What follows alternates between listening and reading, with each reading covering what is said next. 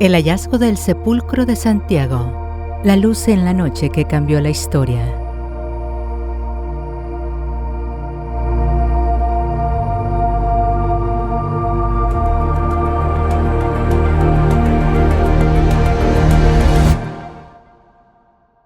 Hay momentos en la historia en los que Dios no sacude al mundo con truenos, ni rasga el cielo con señales que obliguen a creer.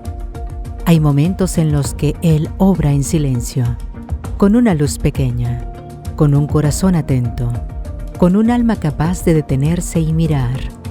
Y eso fue precisamente lo que ocurrió en los orígenes de Compostela. No comenzó con un ejército, ni con un gran palacio, ni con un anuncio ante multitudes. Comenzó según la tradición con una noche, un campo, un hombre que velaba en el silencio y unas luces misteriosas que descendían sobre la tierra. Esta historia nos lleva al siglo IX, cuando la memoria del apóstol Santiago parecía haberse perdido bajo la tierra, el olvido y los siglos. Pero lo que el tiempo cubre, Dios puede volver a mostrarlo. Lo que parece enterrado para siempre, Dios puede traerlo de nuevo a la luz.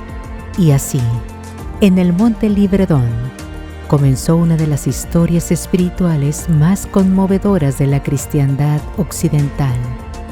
La tradición sitúa este descubrimiento entre los años 820 y 830, dentro del reinado de Alfonso II y el episcopado de Teodomiro. La tradición compostelana cuenta que un ermitaño llamado Pelayo vio durante varias noches unas luces extraordinarias sobre un campo. No se trataba simplemente de un resplandor común, sino de una señal que llamó profundamente su atención. Algunas versiones hablan de una especie de lluvia de estrellas, otras de luminarias celestiales que señalaban un punto concreto del terreno. Pelayo, lejos de ignorar aquello, comprendió que no debía guardárselo para sí mismo. Y aquí hay algo profundamente hermoso. El comienzo de esta historia no está en un sabio poderoso, sino en un hombre sencillo que supo mirar. ¿Cuántas veces Dios pasa cerca y el alma no lo nota porque vive distraída, endurecida o apresurada? Pero Pelayo sí notó que allí había algo distinto. El cielo estaba diciendo algo. La tierra guardaba un secreto, y el corazón de aquel hombre tuvo la humildad suficiente para reconocer que no todo se explica de inmediato, que hay momentos en los que lo más sabio no es presumir que uno entiende, sino buscar discernimiento. Pelayo fue entonces a avisar al obispo Teodomiro de Iria Flavia, que aparece como figura clave en la tradición del hallazgo. Las fuentes institucionales gallegas sitúan a Teodomiro como el obispo que investigó el lugar y reconoció la importancia del descubrimiento en tiempos de Alfonso II. Una de las partes más bellas de esta historia es que no se presenta al obispo Teodomiro como un hombre precipitado.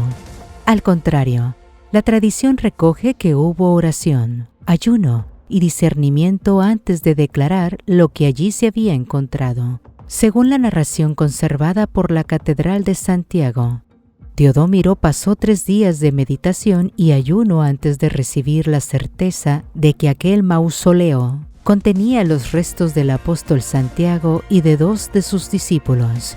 Esto le da al relato una profundidad espiritual enorme, porque cuando algo viene de Dios, no necesita de la prisa para imponerse. La Iglesia, en sus mejores momentos, sabe detenerse, rezar, examinar y pedir luz. No basta con ver una señal, hay que pedir entendimiento. No basta con emocionarse, hay que discernir. Y en este hallazgo, la tradición nos deja ver precisamente eso, una señal celeste, sí, pero también una respuesta humilde de la Iglesia que no quiso apropiarse del misterio sin antes ponerse de rodillas ante Dios. ¿Qué enseñanza tan actual hay aquí? Vivimos en un tiempo que quiere resolverlo todo de inmediato, etiquetarlo todo deprisa, anunciarlo todo antes de haberlo orado. Pero el hallazgo del sepulcro de Santiago Nos recuerda que las cosas santas se tratan con reverencia, que cuando Dios habla, el alma no grita primero, escucha, que cuando Él muestra un signo, el corazón fiel no lo explota, lo contempla. Las narraciones sobre el descubrimiento señalan que en aquel lugar apareció un antiguo mausoleo y que allí se identificaron los restos atribuidos a Santiago el Mayor y a 2 de sus discípulos.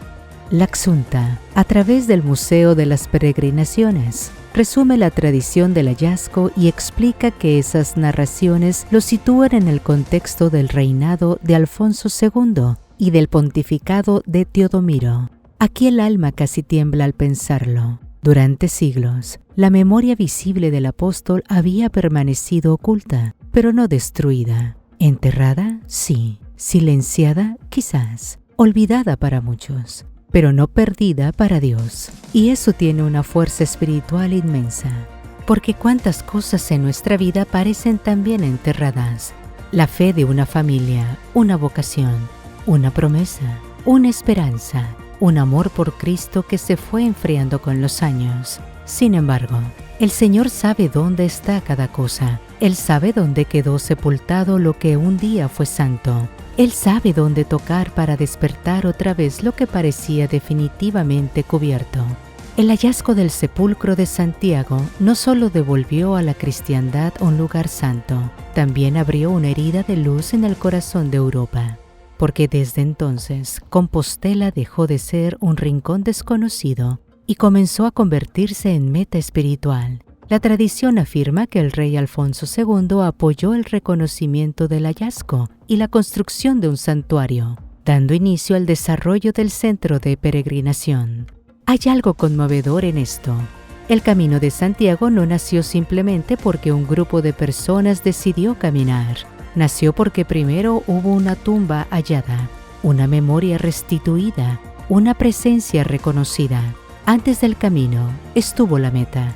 Antes de la ruta estuvo el llamado. Antes de los pasos del peregrino estuvo la iniciativa de Dios. Las instituciones oficiales del camino y del ámbito compostelano señalan que el descubrimiento del sepulcro está en el origen del fenómeno jacobeo y de la peregrinación a Compostela.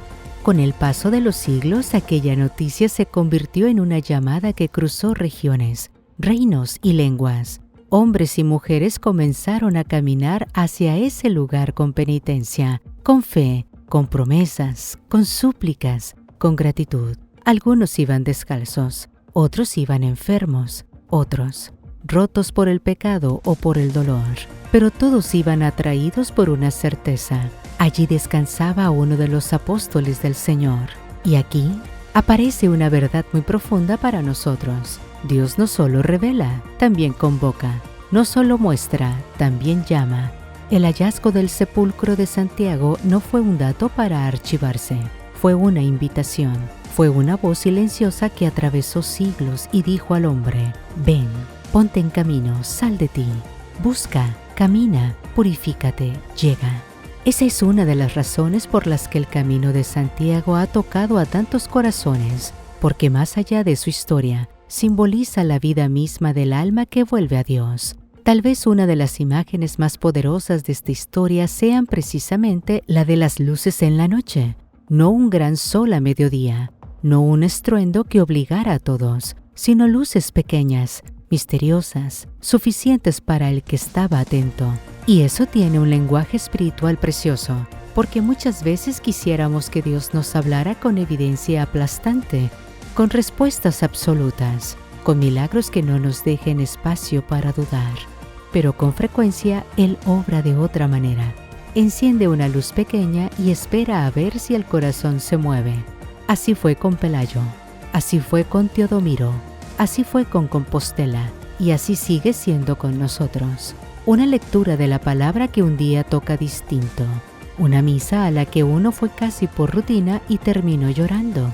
Una frase que quedó resonando. Un cansancio interior que ya no se puede disimular. Una necesidad de volver a Dios. Todo eso pueden ser pequeñas luces en la noche. El problema es que muchas veces no las seguimos. Las vemos y seguimos igual. Las sentimos y las apagamos. las intuimos y las enterramos bajo el ruido. Pero Pelayo no hizo eso. Teodomiro no hizo eso. Ellos siguieron la luz y por seguirla ayudaron a cambiar la historia espiritual de Europa. Quizá alguien escuche esta historia y piense, qué hermoso, pero ocurrió hace siglos. Y sin embargo no, porque el corazón del milagro no pertenece solo al pasado. El centro de esta historia sigue ocurriendo hoy. Sigue ocurriendo cada vez que Dios hace visible algo que estaba oculto. Cada vez que un alma vuelve a encontrar lo que creía perdido. Cada vez que después de años de oscuridad una pequeña luz basta para volver a empezar. El hallazgo del sepulcro de Santiago no es solo una historia antigua, es una parábola viva del alma. Nos enseña que Dios sabe dónde está lo sagrado, aun cuando el mundo lo haya cubierto de tierra. Nos enseña que una luz pequeña puede ser suficiente cuando viene del cielo. Nos enseña que el silencio, la oración y el discernimiento abren caminos que después recorrerán multitudes. Tal vez esa sea la pregunta que deja este milagro. ¿Qué cosa santa, verdadera, profunda ha quedado enterrada en mi vida y está esperando que yo siga la luz de Dios para volver a encontrarla? Porque a veces Dios no habla con estruendo. A veces se enciende una luz pequeña en medio de la noche y basta esa luz para cambiar una vida, un corazón, una familia y hasta la historia.